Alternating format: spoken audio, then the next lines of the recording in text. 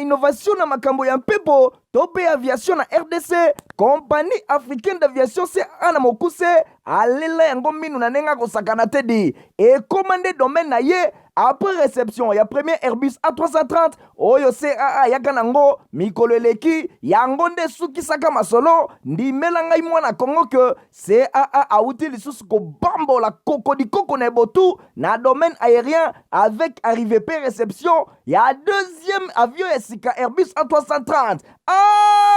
Airbus A330 deuxième frappe yango yo ya mokwake na mapate RDC ya boebondi melangai ke mon côté na terrain po ezala nanu te ekomi lelo ntimba na nzuzi veut dire mapasa Airbus A330 ba avion ya mokwake ya liboso eyaka yango yo bozwa lix eza nango neti soki omati okita na yo te po confort nango eza na baangle nyonso kobanda na bakiti na couloir na first class na classe économique ebongo bozwa ya mibale yango yo nyonso eza na excellence pe noblesse moko hors pair boyeba pe bosimba ke Airbus A330 eza bamarke ya baavion oyo bomodaka na international bakompagnie aérienne de renom pe crédible nde basalelaka yango bokokuta yango na bamboka lokola Allemagne veut dire na Machaft pe bapays européen ebele kutu bato ya baaffaire pe mingi ya minene na monde mingi basalelaka yango mpo na kitoko mpe bopeto na luxe na yango surtout mécanisme ya sécurité eza nango chaque siège ndenge kaka boza komona eza na mwa mini tele oyo kotalela bafilme ennui fatigue okotikala koyoka yango te USB na pointe pour na chargement ba téléphone to pe ba utilité mosusu Airbus A330 ya mibale ya CAA ekomi eza na deux classes first class pour na bino ba grand monsieur na ba grande dame pe ba personnalité misusu ebele avec 36 sièges classe économique pe ezali po na bino bosalaka baaffaire pe bato nyonso baamoureux ba voyage avec 267 sièges mokoka sala voyage na ba meilleures conditions ndenge nanu ezala te avec Airbus A330 ya mibale ya CAA avion ya sika oyo euti kokoma ekwei deja na mabele timba na nzuzi lelo mibale moko te na Congo bana Congo pe bapaya basepeli oui CAA mfumu na ba innovation deuxième avion Airbus A330 yango ekomi Botena bino tebe te boza mingi obozelaka info lingala journal ya peuple pona peuple nango tokofona basango na biso pona koyesa bino ke pona situation ya grande sociale oyo ezabo ko salema mikolo oyo na EPST issunde premier ministre Jean-Michel Sama Lukonde Kenge ayambaki bongo jeudi 4 mai na primature ba deux ministres sectoriels oyo na ya ba budget pe financier pona kosola na bango na likambo oyo pona kozwa bongo solution na lomba ndenge Nadine Asona atalisian. Na qualité na ye ya chef ya gouvernement Jean-Michel Sama Lukonde Kenge azako aménager ba effort moko ya makasi puna ba enseignant ya EPST notamment ba oyo ba bengami ya ko prester na passation ya ba différentes épreuves pe ba professeur ya université bazala na ba condition moko ya malamu bondi melangai que ministre ya EPST liboso ya Papandisango atali sindenge premier ministre a salaki réunion oyo na présence ya ministre d'état na charge ya budget pe ya ba finance pour na komona pe kozwa mesure oyo ya koyeba na trouver solution na préoccupation ya ba professeur na niveau ya ESI pe ba enseignant na niveau ya EPST bosimba ke ba cadre pe ba services centraux ndenge kaka bouti kolanda ke ba inspecteur oyo ba décréter grève pe baza ko s'apprêter na ko boycotter ba épreuve certificative pe même ba enseignant mosusu pour na ba engagement ya avril pe ba prime ya encadrement ya paye pour na ba cadre pe ba agent ya ba services centraux ba uti kosala tour ya horizon autour ya premier ministre oyo a décidé que cadre moko ya concertation na lombango esekeli etiama en place déjà moko na lobby autour ya ministre d'état ministre ya budget ont été déjà ba service nyonso totangi technique DINACOP inspection pe secrétariat général accompagné na ba leaders syndicaux bayeba déjà na kosala étude moko lolenge nini bakoyeba prioritairement ko indiquer oyo esengeli ezala dégager po bayeba na korégler ba problème nango pe oyo etikali po na kozonga na ba fonctionnement normal pe ko assurer paye régulière na kati ya bato nyonso baza convenir na mesure possible ndenge ministre ya EPST Tony Mwaba atalisi na ngambo ya ministre ya esi atalisi ndenge premier ministre asengage ya kosangisa ba acteur na secteur oyo na ba oyo bazali ko gérer marmite d'état congolais pe apesi ba instruction ya koyeba na ko respecter engagement na bango concernant ba professeur ba 50% oyo bazali convenir na yango ministre ya ba finance esengeli asala geste moko na lumbango koyeba na ko trouver solution moko na préoccupation ya ba professeur oyo bazali concerné na mois d'avril ndenge ministre ya esi Moindo Njangi atalisi bosimba ke réunion oyo ekonnetraki présence ya vice premier ministre en charge ya fonction publique pe ba vice ministre ya budget pe ya EPST. totikala kaka na masolo ya enseignement mpona koyesa bino ke bainspecteur ya enseignement primaire secondaire pe technique bakitaki bongo na mokolo ya le 3 mai na babalabala ya Kinshasa mpona koreklame bongo majoration ya 30% ya prime na bongo une fois de plus héritier Mapindemi. Ba inspecteur enseignement primaire secondaire pe technique EPST na mokuse bakitaki na mokolo ya mercredi 30 mai na babalabala ya Kinshasa pona ko réclamer majoration ya 30% ya prime na bango oyo ezali conformément na accord ya Mbwela Lodge. Ba manifestant balingi pe ko réclamer epai ya gouvernement congolais afuta bango mbongo ya ba intervenant na rédaction ya diplôme 2020-2021 pe 2022 pe correction ya ba épreuve certificative. Inspecteur général ya EPST azali ko reconnaître légitimité ya ba revendication ya ba enseignant nengo azali ko benga bango na kimia pe ko privilégier avenir ya bana bosingeli koyeba ke nangonga oyo ba mal ezali boko contenir ba questionnaire ya ba épreuve ya hors session yango ezali na ba province nyonso pe ba disposition ezali kozwama na niveau ya ba province ba mal eza déjà appelé 8 mai et cause la passation ya ba dissertation ba inspecteur basingeli ko revendiquer parce que eza droit na bango 2 ans 3 ans impayé ezali ko pesa pasi inspecteur général ya EPST azali ko senga na ba collègue na ye ba perturber te déroulement ya examen d'état o ezali cycle mobimba ba revendication ya ba inspecteur ya EPST eye ko intervenir kaka na moment ya ba épreuve ya hors session pe ya ba examen d'état o ko salema le 8 mai na état mobimba ya République démocratique du Congo d'après Jacques Odia Musungayi ye a assuré que ba disposition ezomaki déjà na niveau national pe na niveau provincial pour que ba épreuve nyonso eleka malamu. Tokota bongo na masolo ya seni pona koyesa bino ke président ya commission électorale nationale indépendante Didi Kadi Makazadi assistaki bongo na rapporteur adjoint pe directeur ya cabinet na ye ya mosala babetaki bongo masolo na mokolo ya mercredi 3 mai na ba délégation ya école de formation électorale en Afrique centrale oyo ekamaki bongo na directeur na bango professeur Christophe Ndenge Mapindemi atalisi yango.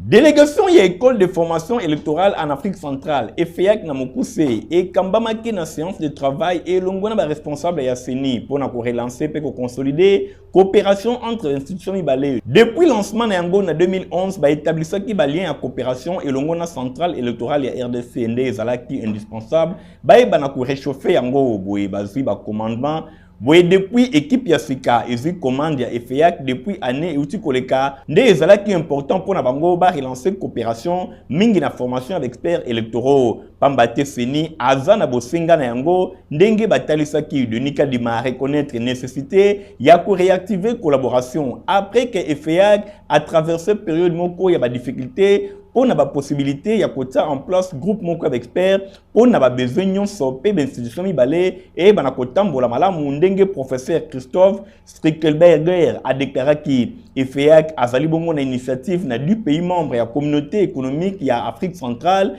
oyo ezalaki institué na Libreville na Gabon depuis mai 2011. Ezali centre excellence oyo ezali reconnu pour na assurer formation supérieure na matière ya élection. Objectif na yango ezali penza ko contribuer na consolidation ya démocratie pe ya bonne gouvernance na continent pour na professionnalisation ya ba gestionnaire pe ba partie prenante nyonso na processus électoraux ndenge makambo ezali kotambola pour na promotion ya recherche électorale appliquée.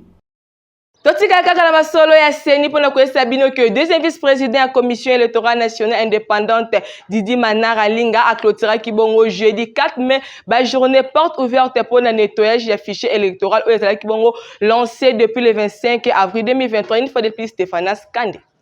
Deuxième vice-président de la commission électorale nationale indépendante Didi Manara Linga a clôturé qui ba journée porte ouverte pour le nettoyage des fichiers électoraux oyo ezalaka lancé depuis le 25 avril 2023 liboso ba membre ya gouvernement ya conseil supérieur ya magistrature ya parlement ba journée porte ouverte oyo ya CENI et permettait que na différentes parties prenantes na processus électoral ba comprendre procédure ya nettoyage ya fichier électoral na kombo ya président Denis Kadima Kazadi oyo azalaki empêché Didi Manara Linga a éclairé lanterne ya assistance pour na oyo etali nécessité ya ko préserver stabilité ya mboka à travers tenir ya bon scrutin alobi soki bobosani oyo nyonso elobami awa esengeli bokanga kaka biloko misatu oyo ya liboso ba élection ezali bongo ekosalema le 20 décembre 2023 ya mibale CENI afongolaki ba porte na ye pendant 8 jours na ba partie prenante na obligation ya transparence pour na ko garantir crédibilité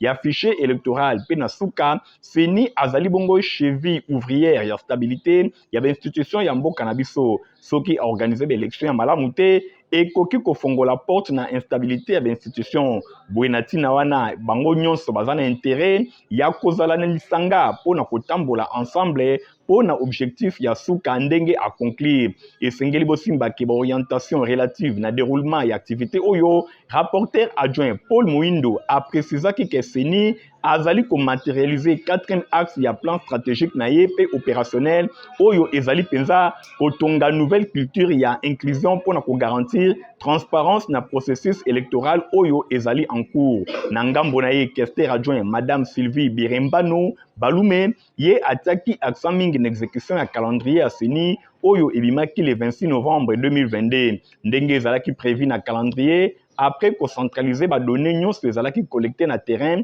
CENI a procédé actuellement na opération ya dédoublage pe ya d'adjudication pour na koelage ba imperfection nyonso oyo ekokaki komona na ngambo mosusu secrétaire exécutif national adjoint madame José Kapinga ye azongelaki faisabilité technique ya refonte ya fichier électoral mingi penza na phase yango ya audit interne. Bosimba ke centrale électorale a misala ki devoir ya kofongola ba porte na ye na ba différentes parties prenantes na processus électoral pour na ko beta masolo elongo na bango na oyo etali opération ya réforme ya fichier électoral ezalaki occasion pour na bato nyonso bayeba na ko visiter centre national ya traitement santé na Mokuse oyo ezali vraiment mutema ya makambo ezali kosalema ndenge ezali bongo ba visiteur nyonso ya CENI bakumisaki mosala oyo esalemaki na nzela ya ba technique oyo epesamaki pona ko expliquer ba élément nyonso ezalaki inapproprié pona ko rendre fiable fichier électoral. Na masolo mususu bosenge koyeba ete na mikolo eleki Monsieur Jean-Claude Mosengo Ombi cadre ya Palu akitaki bongo na province ya Mai-Ndombe mpona kosola na base na ye asalaki bongo badon ya ndenge na ndenge pe aprofitaki na occasion mpona kosanrole ndenge Michael Pristoto atalisi yango. Jean-Claude Mosengo Ombi cadre ya parti Lumumbi se unifié Palu na Mokuse oyo ekumbamaka epai ya professeur docteur honorable Willy Makeshi secondaire avec impact pe idéologie na excellence Didier Mazenga Mukanzu pe honorable Kiluba bondimela ngai kyo akitelaki awa na nyoki koko du koko na kei oyo azwaki bosala neti bozalaki na biso.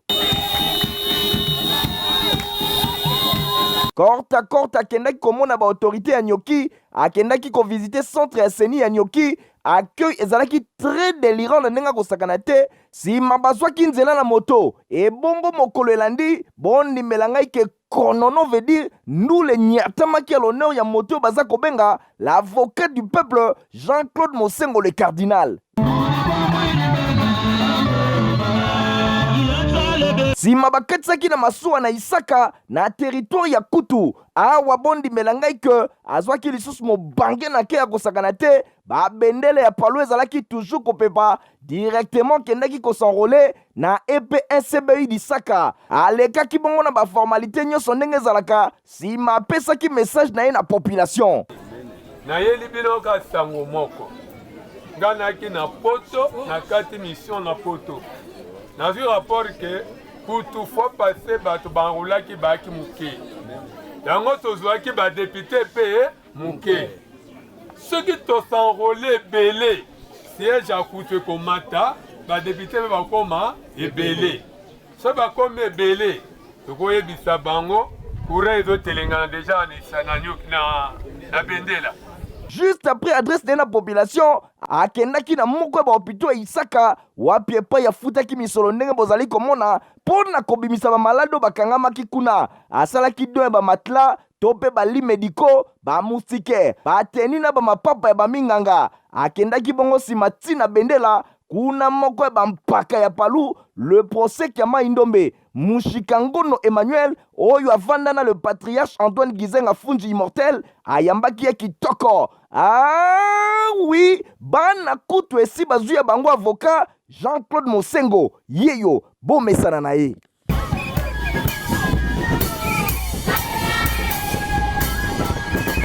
Na masolo mususu basenya kosimbete leadership politique et pétocratique ezali bongo thème oyo ezalaki développé na mokolo ya samedi 29 avril na conférence dénommée les femmes leaders ya parti politique défi Congo oyo ekamaka bongo na mwana mboka Diangene Kitutukidi Martorel azali bongo petit fils ya Papa Simon Kimbangu elongo na ba femme candidat na ba élection 2023. Stefana Skande reportage.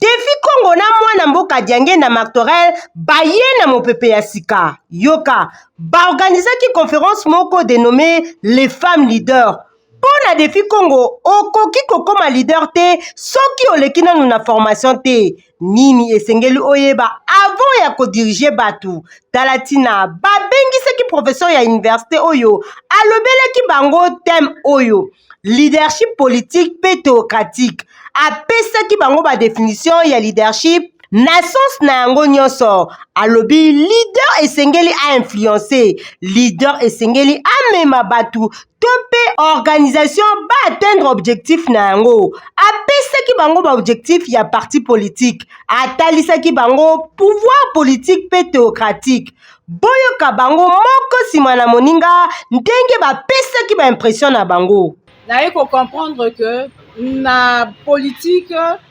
soki ba leader ayebi nzambe te politique etambola malamu te soki osangisi bonzambe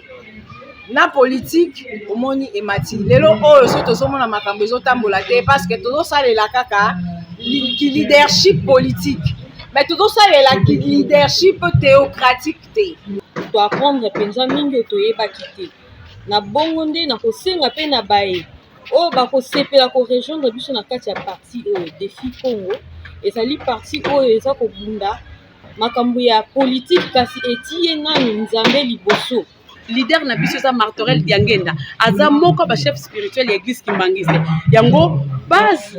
na biso bitumba na biso toye lokola na continuité na bitumba ya Papa Simon Kimbangu asalaki ya lobby akei siko ya akei matikeli biso makambo important soki lobby Obama akomaki na pouvoir à reconnaître professeur Papa Simon Kimbangu et bongo biso moko bana na yeba na Papa Simon Kimbangu le Papa Martorel aye a lobby to telemelongo elongo na malobo papa lobaki malobo ko lobaki to telema pour que mboke changer. Tala batu bakosala continuité ya bitumba ya Papa Simon Kimbangu Défi Congo na Papa Diangene Martorel baye na formule ya sika refondation ya Congo na nouvel système ya gouvernance ba futur député na bango ya basi bango yeyo na Défi Congo sans la formation pas de leader. Maintenant qu'il faut développer votre popularité, bien entendu. Namasolo mususu moseye kosimbete jeunesse ya Asbel ma famille ba organiser ki bon conférence débat ya kafu o thème na yango ezalaki bongo jeunesse quinoise face au phénomène kuluna o ezali bongo kana ba arabe pe ya ba américain nyonso eselema ki bongo na siège ya na bango ya Asbel o ezali bongo na commune ya Matete ndenge héritier mapindemi atalisi yango.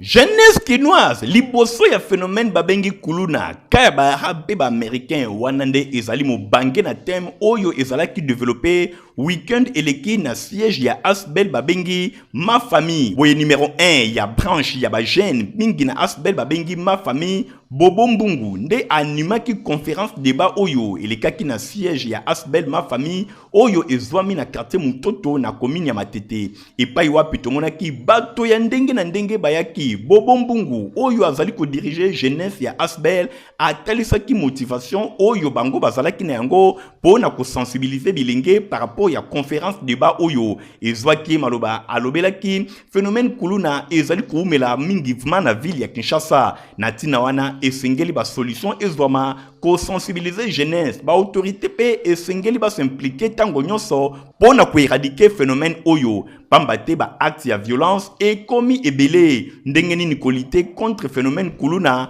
esengeli sensibilisation ya bilenge na ba église ba parents pe esengeli ba sensibiliser l'état pe na ngambu na ye esengeli azo ba disposition ba orateur ya ndenge na ndenge ba lekaki misus pe ba proposaki sensibilisation et bana ko salema na niveau ya musique théâtre pe ba acteur oyo bazali ko sala sport esengeli pe ba ye bana ko sensibiliser pambate ba acte ya violence eleki ebele na ville ya Kinshasa mingi penza ba groupe ba bengi kuluna ba arabe pe ba américain bazali ko semer terreur bisika ya ndenge na ndenge bosimba ke kaka na milulu oyo honorable député national Petronel Mbuba elongo na député provincial Daniel Kwenje Kapata bango pe ba participaki na conférence débat oyo ba encourager ki bilenge esengeli bako ba ko sensibiliser ba jeune bisika na bisika oyo bango bazwami pona ko éradiquer phénomène kuluna oyo ezali ko umela na ville ya Kinshasa.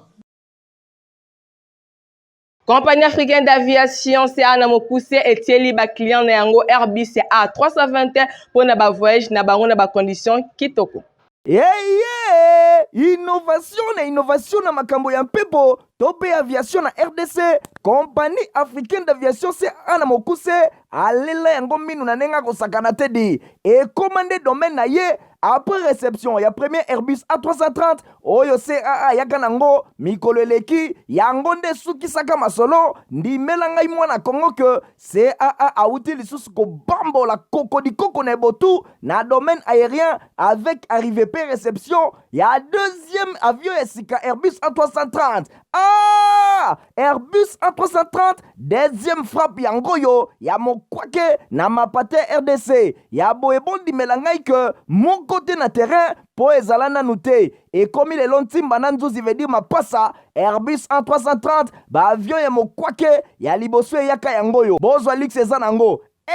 neti soki o matio kita na ote po confort nango eza na ba angle nyonso kobana na ba kiti na couloir na first class na classe économique et bongo bozwa ya mibale yango yo nyonso eza na excellence pe noblesse moko hors pair boyeba pe bosimba ke Airbus A330 eza ba marque ba avion oyo bomodaka na international ba compagnie aérienne de renom pe crédible nde basalelaka yango bokokuta yango na bamboka lokola Allemagne veut dire na Machaft pe ba pays européen ebele kutu batu ya baaffaire pe mingi ya minene na monde mingi basalelaka yango po na kitoko pe bopeto na luxe na yango surtout mécanisme ya sécurité eza nango chaque siège ndenge kaka boza komona eza na mwa mini télé oyo kotalela bafilme ennui, fatigue, okotika la koyoka yango te USB na pointe pour le chargement ba téléphone tope ba utilité mosusu Airbus A330 ya mibale ya CAA et combien eza na deux classes first class pour na bino ba grand monsieur na ba grande dame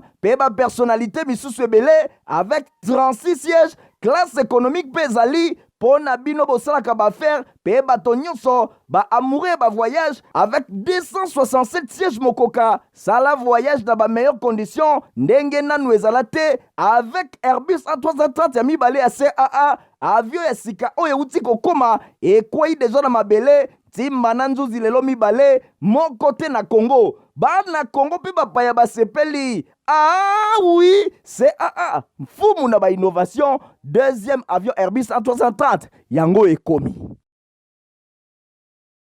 Tokota bongo na masolo ya religion pona koyesa bino ki Congo pour Christ CPC na mokuse et le évangéliste international Jean Scar Kiziami na bazali bon kolenge la campagne d'évangélisation na stade de Martyr na Kinshasa kobana bongo vendredi 18 et dimanche 20 août 2023 et kozala bongo le sambo pona mboka pe pona mabota ndenge na dina sona atalisian.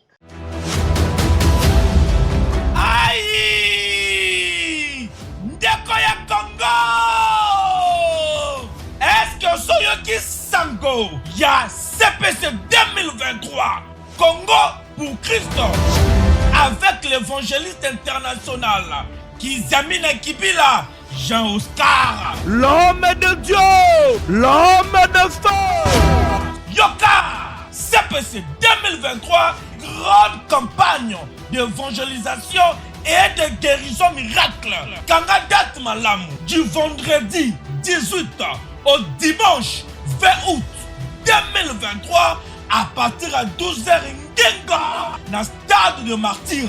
Et c'est le seul rendez-vous. Il y a prière pour la mboka, et prière pour la famille. Blocage, stérilité, paralysie, malade et oumeli. L'évangéliste international Kizamina Kibila, Jean-Oscar Alobi, si ton Dieu est mort, et c'est le mien pendant 3 jours à CPC 2023 dans le stade de Martyr. Kobo Sanate, conférence des ministres, des serviteurs et servantes de l'Éternel du 15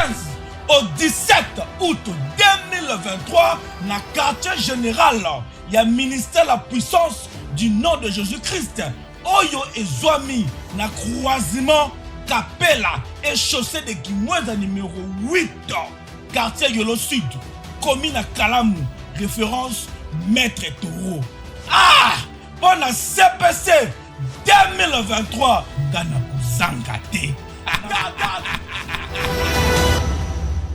Olinga basapoto ya kitoko esika eza semoko na 7e rue Lumete na Petit Boulevard na place commerciale et pa wapi Papa Griff azali bon kosala basapoto ya kitoko ndenge giti mapindemi atalisian.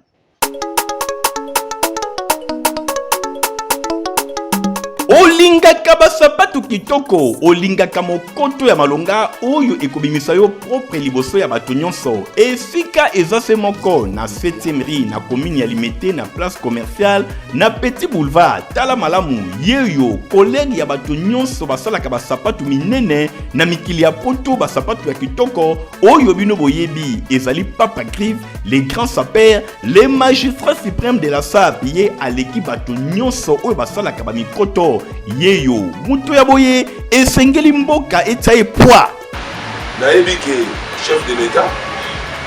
Fachi Beton oyebi nga na Kombo oyebi nga na Elongi oyebi nga na Musaba. Moi je pense que c'est déjà quelque chose de bon. Et puis oyebi batezaki na Limete toki na premier ministre nous allons na yo na musée oyo kota palais du peuple obenga ngai tokutana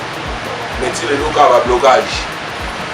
mais osaka même na ba ministre là ministre de la culture azali ministre ya industrie azali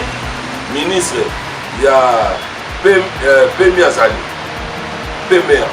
mais pourquoi te koko changa maboko va bien diminuer taux ya chômage pour nous les hommes. Par contre osaka na Papa Griff pour diminuer taux wana ya kuluna pour encadrer jeunesse pour transformer bango ce mouté qui ça la sapato est-ce que avant ça sur la maison ça je ne pense pas automatiquement à Oluka Azala responsable pour qu'il y ait des familles mais pourquoi dans ça été pourquoi dans ce là on a fait dans la Gentili Ngobila adjoint à Ezali chez Koko Mulumba vice gouverneur Gentili Ngobila nous avons même bonne foi alors baka ngamo wa mbangati pas chef de l'état na pesa mon compte na ebi ke makamba politique pe moi makambo belo mais il fait que bonne foi aux autorités nous sous bazar en haut. Moi je pense que pour ça effort et ça devoir on a dit non on va devoir dans la salle sur le temple pour na 7e rue place commerciale na Petit Boulevard place partie sur na peu nous on a basar ba do ba kekele pour moi la présence de la salle na ça bien organisé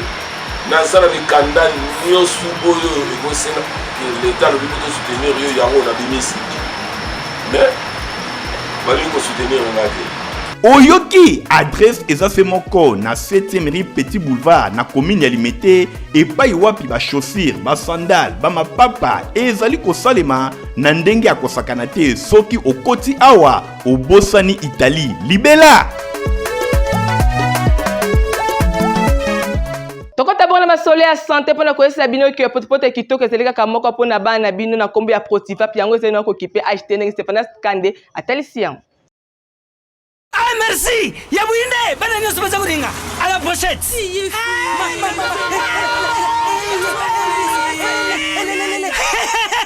Buzala kwarme Protivap et tonne la protéine et énergie. Ah papa merci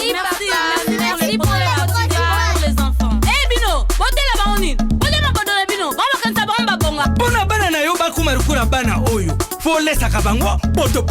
Protivap et ça ba pota te. Allez kamata bon appétit.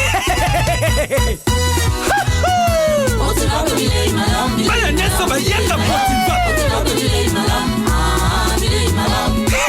Ah ba sisi kulia ya bango Protivap ba bandi ba dansi na bango ya ba bébé pro tala Protivap ba yango tata kitoko ntoto makati tukana mbimbi oyo tukana mbimbi makusa Protivap poto kitoko pona ba bébé pro. Nenzele info ya ba journal honnête au boucler journal ya bino bolingara mingi info lingala journal ya peuple pona peuple kasto kabona bonté santo photo pesa merci mingi les gars tinga za kibona sima ya caméra pe concours rédactionnel sima ki bongo na Rit Kindu pe Naomi Wonda bosene ko eba te journal oyo zaki supervisé na yemoko héritier mapine musu connaisseur Stéphane Skele mande ko côté Mikolo ezali ko ya au revoir. Innovation na makambo ya mpepo tope aviation na RDC compagnie africaine d'aviation CA na mokuse alela yango minu na nenga kosakana te di et commandé domaine na ye après réception ya premier Airbus A330 oyo CAA yaka nango mikolo eleki yango nde sukisaka masolo ndimela ngai mwana Kongo ke CAA auti lisusu kobambola kokodikoko na ebotu na domaine aérien avec arrivée pe réception ya deuxième avion ya sika Airbus A330. Airbus A330 deuxième frappe yango yo ya mokwake na mapate RDC ya boebondi melangai ke mon côté na terrain po ezala nanu te ekomi lelo ntimba na nzuzi veut dire mapasa Airbus A330 ba avion ya mokwake ya liboso eyaka yango yo bozwa lux eza nango neti soki omati okita na yo te po confort nango eza na ba angle nyonso kobanda na bakiti na couloir na first class na classe économique et bongo bozo ya mibale yango yo nyonso eza na excellence pe noblesse moko hors pair boyeba pe bosimba ke Airbus A330 eza ba marque ya avion oyo bomonaka na international ba compagnie aérienne de renom pe crédible nde basalelaka yango bokokuta yango na bamboka lokola Allemagne veut dire na Machaft pe ba pays européen ebele kutu batu ya baaffaire pe mingi ya minene na monde mingi basalelaka yango po na kitoko pe bopeto na luxe na yango surtout mécanisme ya sécurité eza nango chaque siège ndenge kaka boza komona eza na mwa mini télé oyo kotalela bafilme ennui fatigue okotikala koyoka yango te USB na pointe pour na chargement ba téléphone to pe ba utilité mosusu Airbus A330 ya mibale ya CAA ekomi eza na deux classes first class pour na bino ba grand monsieur na ba grande dame pe ba personnalité misusu ebele avec 36 sièges classe économique pe ezali po na bino bosalaka baaffaire pe bato nyonso ba amoureux ba voyage avec 267 sièges mokoka sala voyage na ba meilleures conditions ndenge nanu ezala te avec Airbus A330 ya mibale ya CAA avion ya sika oyo euti kokoma ekwei deja na mabele timba na nzuzi lelo mibale moko te na Congo bana Congo pe bapaya basepeli oui CAA mfumu na ba innovation deuxième avion Airbus A330 yango ekomi